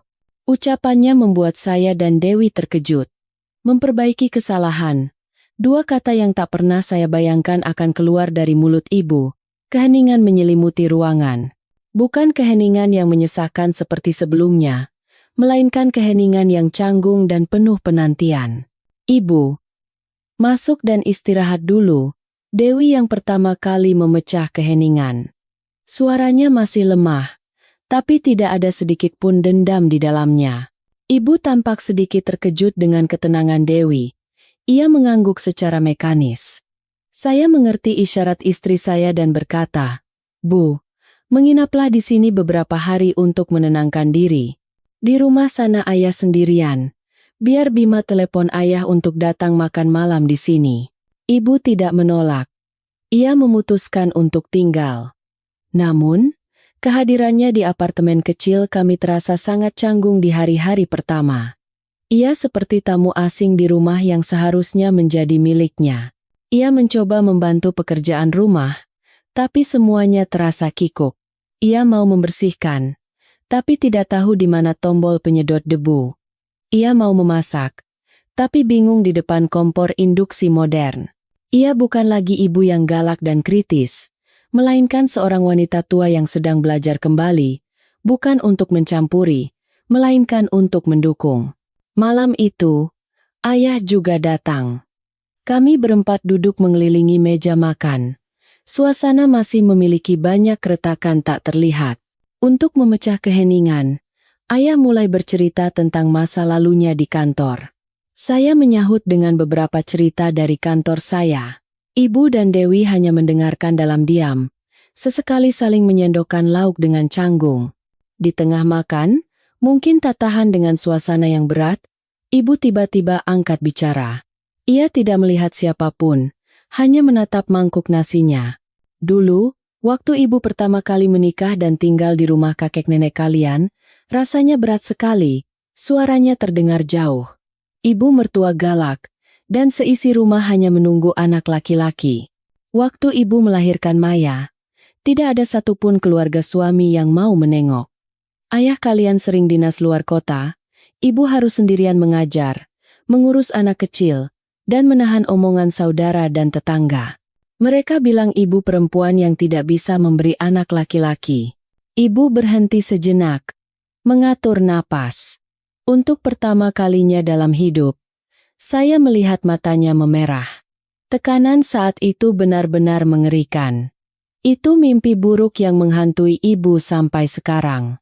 Karena itu, waktu ibu melahirkanmu, ibu berjanji pada diri sendiri akan mencarikanmu istri yang sempurna dari keluarga baik-baik. Supaya dia bisa memberikan cucu laki-laki untuk ibu. Supaya keluarga kita tidak lagi diremehkan orang. Ibu salah. Ibu telah memindahkan mimpi buruk ibu pada kalian. Membuat kalian menderita. Cerita ibu membuat seisi rumah terdiam. Saya sadar, di balik kegalakan dan obsesinya akan cucu laki-laki, ada masa lalu ibu yang penuh luka dan tekanan. Ia bukan orang jahat. Ia adalah korban dari prasangka kuno yang kemudian mengubahnya menjadi pelaku yang menyakiti orang lain. Dewi diam-diam bangkit dan masuk ke kamar. Sesaat kemudian, ia kembali. "Bu, satu bagian lemari di kamar sudah dikosongkan. Pakaian ibu bisa disimpan sementara di sana biar lebih nyaman." Sebuah tindakan kecil, kalimat sederhana, tetapi itu adalah gestur perdamaian yang sangat berarti. Itu berarti Dewi telah menerima kehadiran ibu di rumah ini, di dalam hidup kami. Ibu mengangkat kepalanya, menatap Dewi, bibirnya bergetar. Ia tak mampu berkata apa-apa, hanya mengangguk kecil. Keretakan di antara kami, meskipun masih rapuh, sepertinya mulai sembuh. Saya pikir badai telah reda, tapi Rino tidak memberi kami jeda. Beberapa hari kemudian, sepucuk surat datang ke rumah. Dari Reno, tertulis sebagai surat permintaan maaf. Firasat buruk menyelimuti saya. Saya membukanya di depan Dewi dan ibu. Seperti dugaan saya, itu bukan sekadar surat permintaan maaf. Tulisan Reno penuh dengan kepura-puraan. Ia menulis bahwa ia telah banyak berpikir dan menyesali kesalahpahaman di masa lalu. Ia berharap Dewi mau memaafkannya, tapi yang paling keji adalah lampirannya. Setumpuk bukti yang direkayasa dengan rapi. Pesan WhatsApp hasil editan Photoshop yang menggambarkan Dewi sebagai wanita materialistis yang terus-menerus meminta uang dan mengancam Reno. Beberapa foto yang sengaja dibuat buram dan disatukan, memberi kesan seolah Dewi diam-diam bertemu dengan pria lain. Ini adalah serangan terakhirnya. Serangan keji untuk menghancurkan nama baik Dewi sepenuhnya dan menanam benih keraguan di dalam keluarga kami, tepat saat kami baru mulai berdamai. Melihat bukti rekayasa Reno yang kurang ajar, amarah dalam diri saya kembali memuncak. Tapi kali ini, saya tidak terbawa emosi. Saya menatap Dewi. Ia memeriksa satu persatu foto dan pesan palsu itu dalam diam. Wajahnya luar biasa tenang. Mungkin setelah semua badai yang dilaluinya, ia telah menjadi jauh lebih kuat. Tapi ibu berbeda. Ia memegang kertas-kertas itu dengan tangan gemetar. Matanya dipenuhi amarah. Bajingan. Beraninya dia melakukan hal seperti ini, geramnya. Dia sengaja memprovokasi kita, Bu. Membuat kita kacau sebelum sidang berikutnya, kata saya. Tapi kita tidak akan termakan umpannya. Tepat 1 minggu kemudian, untuk merayakan ulang tahun pernikahan pertama kami mengadakan pesta kecil yang hangat di restoran langganan. Tamu yang diundang hanya beberapa teman terdekat, rekan kerja, dan beberapa tetangga baik yang selalu mendukung kami. Saya ingin memberikan Dewi 1 hari yang penuh kebahagiaan, sekaligus menunjukkan pada semua orang bahwa tidak ada kekuatan apapun yang bisa menghancurkan kebahagiaan kami. Pesta berjalan dengan meriah. Semua orang bersulang dan bercerita dengan gembira. Dewi banyak tertawa, senyum tulus yang sudah sangat lama tidak saya lihat. Ibu juga hadir. Beliau duduk di sebelah Dewi, sesekali menyendokkan makanan untuk menantunya. Pemandangan yang tak pernah terbayangkan beberapa minggu lalu. Di tengah kemeriahan pesta, pintu restoran tiba-tiba terbuka dengan kasar. Reno masuk. Penampilannya jauh dari necis seperti biasanya. Ia tampak kucel dan beringas. Di tangannya, ada sebuah pengeras suara portabel. Berhenti semuanya, teriaknya, menyetel volume maksimal. Jangan tertipu dengan wajah palsu pasangan munafik ini. Saya punya bukti bahwa wanita ini penipu dan perempuan tidak benar. Ia membuat keributan, mengangkat tumpukan dokumen palsunya dan mencoba membagikannya kepada orang-orang. Suasana pesta seketika menjadi dingin. Semua tamu membeku. Dewi menggenggam tangan saya erat. Wajahnya sedikit pucat, tapi matanya tidak lagi menunjukkan ketakutan, melainkan cemooh. Saya berdiri dan menatapnya dengan tenang. Sandiwara Anda sudah selesai, kan? Saat Reno hendak terus memaki, terjadi sesuatu yang tak terduga. Terdengar bunyi klik dan semua lampu restoran padam. Orang-orang terkejut dan mulai berbisik. Dalam kegelapan, layar proyektor besar di belakang panggung, yang tadinya disiapkan untuk memutar video pernikahan kami, tiba-tiba menyala. Tapi yang muncul bukan foto pernikahan kami, melainkan video yang direkam diam-diam di kafe. Adegan saat Reno berdiskusi dengan perawat tentang rencana pemerasan terlihat jelas. Suaranya menggema di ruangan yang sunyi, membongkar semua rencana kotornya. Semua orang di pesta menahan napas, menyaksikannya. Tapi itu belum semua. Video berikutnya lebih mengejutkan. Itu adalah rekaman dari kamera pengawas polisi. Di layar, tampak Reno sedang bertemu diam-diam dengan pria lain dan menyerahkan segepok uang. Melalui rekaman suara polisi, terdengar jelas Reno menyuruh pria itu untuk membereskan si perawat dan membuat bukti-bukti palsu tambahan untuk menjatuhkan Dewi. Ia sama sekali tidak tahu bahwa semua gerak-geriknya berada di bawah pengawasan aparat. Inilah jebakan yang saya, Adi, dan polisi siapkan, menunggunya masuk perangkapnya sendiri. Saat video selesai, lampu restoran kembali menyala. Reno berdiri terpaku di tengah ruangan. Wajahnya sepucat kertas. Ia menatap layar, lalu menatap saya. Matanya dipenuhi kengerian. Ia sadar, semuanya telah terbongkar. Pada saat yang sama, pintu restoran terbuka lagi. 2 orang polisi berseragam masuk dan berjalan lurus ke arah Reno. Bapak Reno, kata salah satunya dengan tegas. Anda kami tangkap atas tuduhan pencemaran nama baik, pemerasan, dan suap terhadap saksi. Silakan ikut kami ke kantor. Borgol logam yang dingin berbunyi klik saat dipasangkan di pergelangan tangan Reno. Semuanya telah berakhir. Tirai sandiwara palsunya telah ditutup sepenuhnya di hadapan semua orang. Insiden di restoran pada hari ulang tahun pernikahan kami menjadi berita besar seketika. Pelaku ditangkap di tempat, dan korban dipulihkan nama baiknya di hadapan semua orang.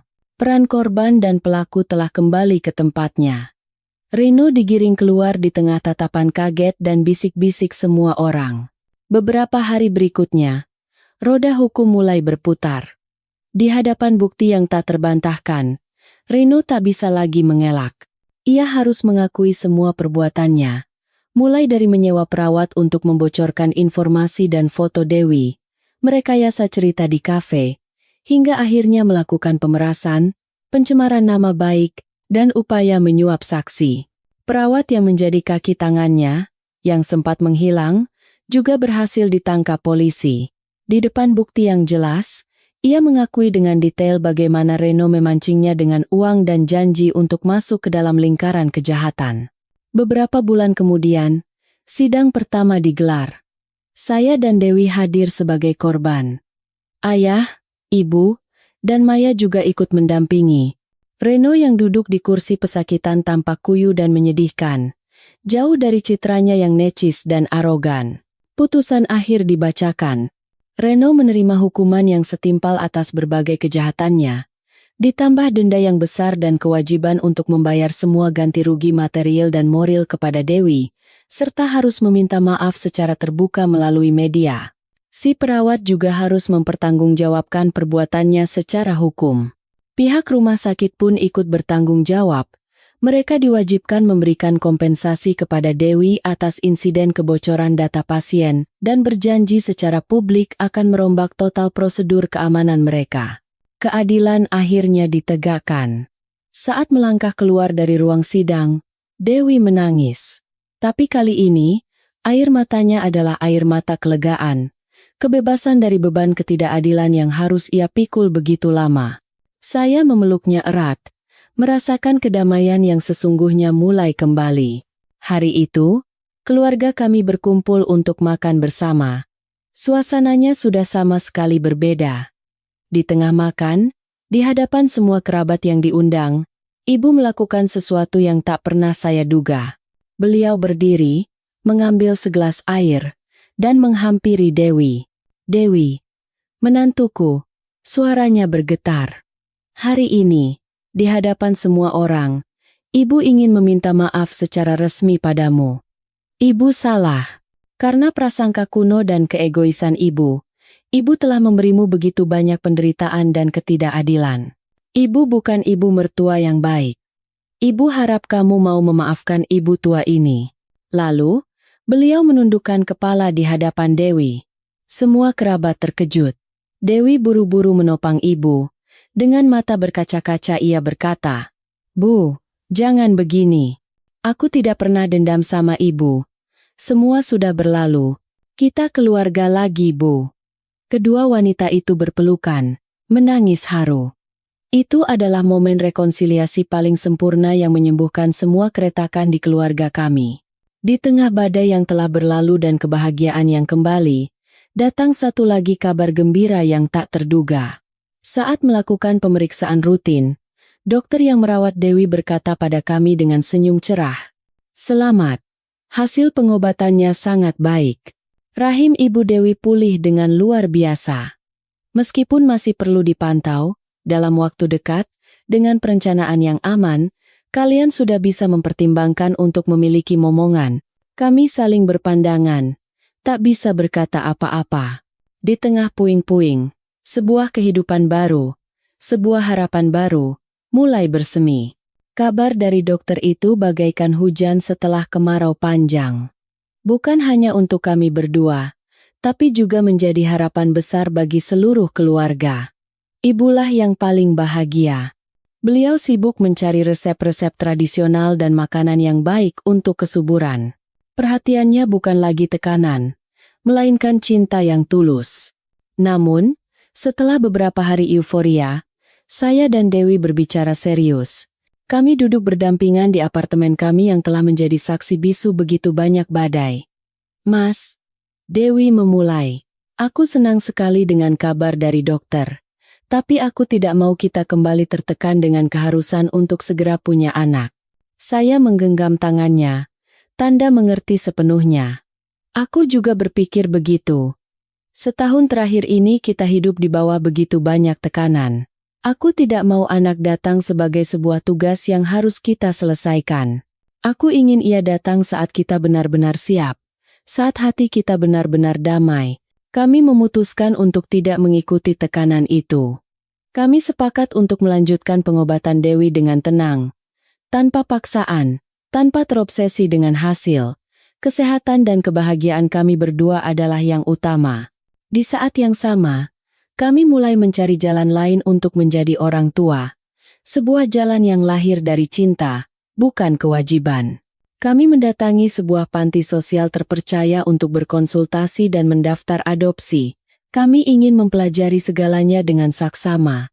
Mulai dari prosedur hukum hingga keterampilan yang dibutuhkan untuk merawat anak dengan latar belakang khusus. Jika suatu saat nanti kami mengadopsi anak, kami ingin memberinya keluarga yang paling sempurna, di mana ia dicintai apa adanya, bukan untuk mengisi kekosongan. Perubahan terbesar mungkin datang dari ibu. Saat mengetahui keputusan kami, beliau terdiam cukup lama. Saya pikir beliau akan menentangnya. Tapi tidak. Beliau mengucapkan satu kalimat yang sangat menyentuh hati saya. Apapun keputusan kalian, ibu akan dukung. Yang penting kalian bahagia. Itu sudah cukup. Suatu pagi di akhir pekan, ibu mengajak seluruh keluarga pergi ke sebuah tempat ibadah. Bukan masjid besar, melainkan sebuah mushola kecil yang tenang di pedesaan. Beliau bilang ingin berdoa untuk keselamatan keluarga.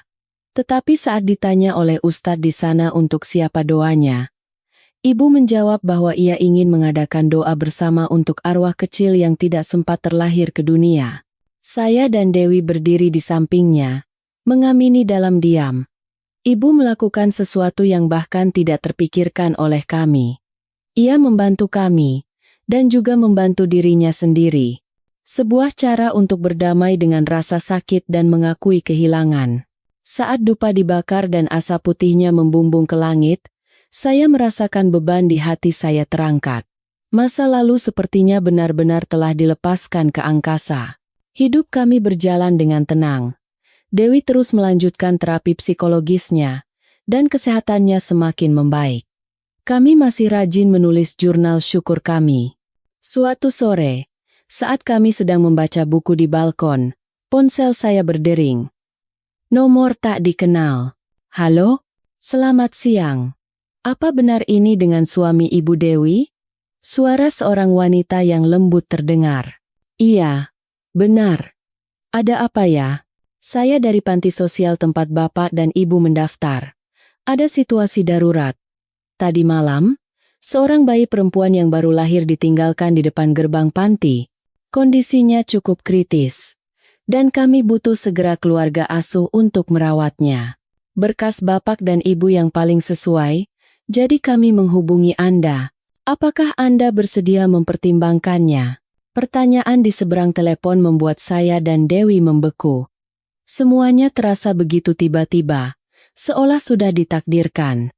Kami saling berpandangan.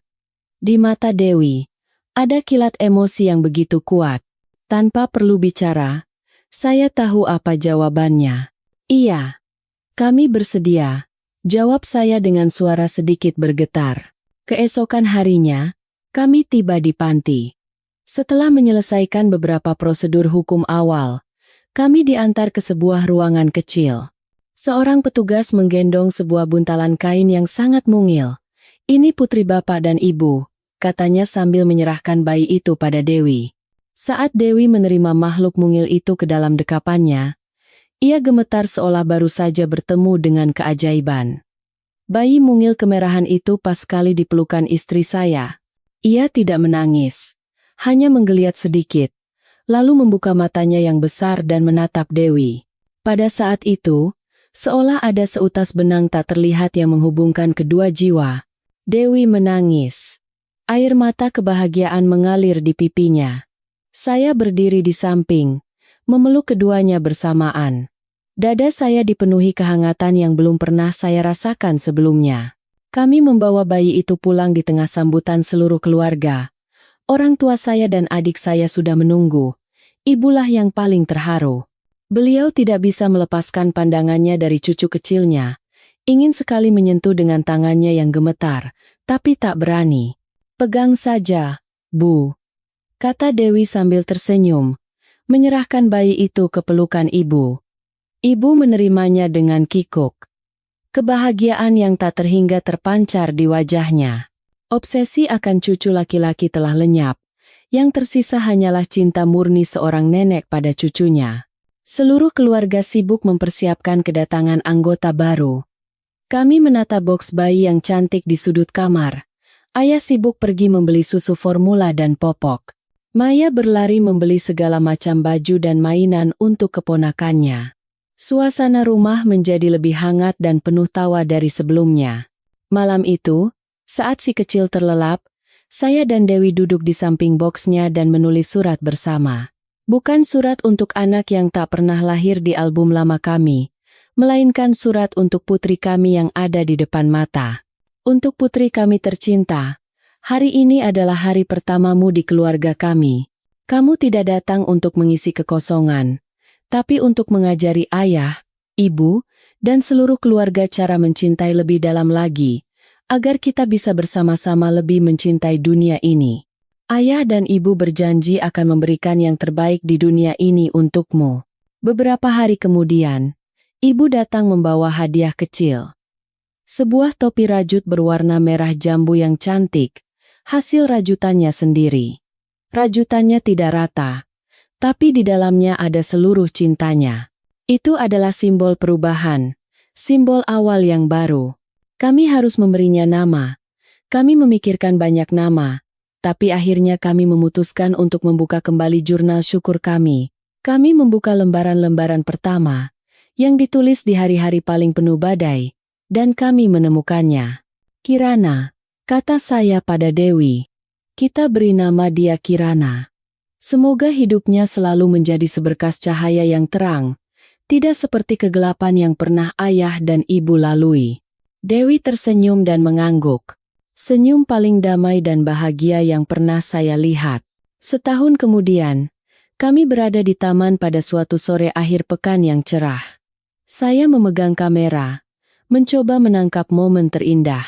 Dalam bingkai, Dewi tertawa cerah sambil melambungkan Kirana kecil ke udara. Anak itu tertawa riang, memperlihatkan beberapa gigi susunya yang putih. Di belakang mereka, orang tua saya duduk di bangku, memandangi keduanya dengan tatapan penuh cinta. Ibu sedang merajut sweater lain untuk cucunya. Topi rajut tahun lalu sudah kekecilan. Hidup kami telah menemukan kedamaian yang sesungguhnya. Kesehatan Dewi sudah pulih total. Dokter bilang jika kami mau, kehamilan alami pun mungkin terjadi. Tapi kami tidak lagi terobsesi dengan hal itu. Kebahagiaan kami bersama Kirana saat ini sudah lebih dari cukup. Hari ini adalah hari peringatan khusus. Bukan peringatan kematian kerabat, melainkan hari kecil yang kami tetapkan sendiri untuk anak kami yang tak pernah lahir. Malam itu, seluruh keluarga berkumpul di sekitar meja saji kecil. Tidak ada kesedihan, tidak ada air mata. Kami hanya menyalakan sebatang dupa, meletakkan beberapa mainan kecil dan sehelai baju bayi. Kami berdiri bersama, dalam diam mengucapkan selamat tinggal terakhir pada masa lalu, pada luka yang kini telah sembuh.